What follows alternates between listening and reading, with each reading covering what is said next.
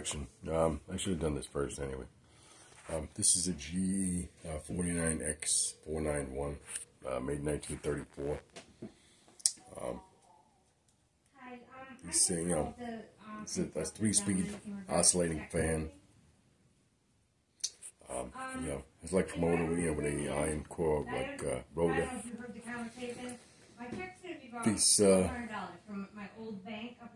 are made of these are pretty heavy. They're solid metal and mostly steel and aluminum blades. Aluminum was expensive when they made these, so it's mostly made out of iron and steel. And you can feel it in the base if you stick. This weighs about at least 10 pounds. They're not that complicated, but what happens is the oscillating part of these, which I'm going to go through, stops working. They get loaded, this thing's 90 years old, so it gets loaded with dirt. The wires, which were cloth covered, that breaks down. I already had once had to take this apart and wrap these just so I could use this fan last year.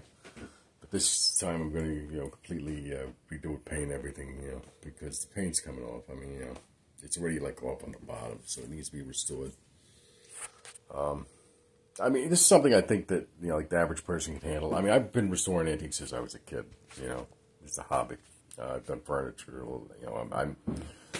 I have a background in IT, so I'm very good with anything electrical. I've done more electrical work too, so I have a very, strong background in electronics and electric, but as long as you're careful and you follow a good how-to like this, you could service these. I don't think that they're that hard for anybody to figure out, really.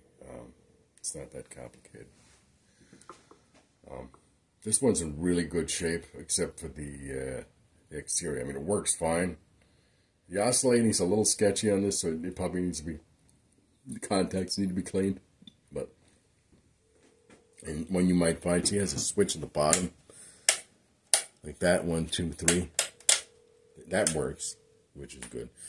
As long as as long as you don't have anything broken. If you need parts for these, you may be in trouble. I don't know, which parts you can get. So you want to be careful. You don't want to break anything when you take these apart. And the number one thing, it's just like a run through. When you service these things, you see what I'm using to record this, a phone. Keep a camera handy. Take lots of pictures or video, so you know exactly when you take this apart what's inside. I'm going to do this video anyway to tell you what's in here and how it's wired and how it works. But it's a good idea just to do that yourself. There's no reason not to in this day and age, So take lots of pictures, And that's it for right now.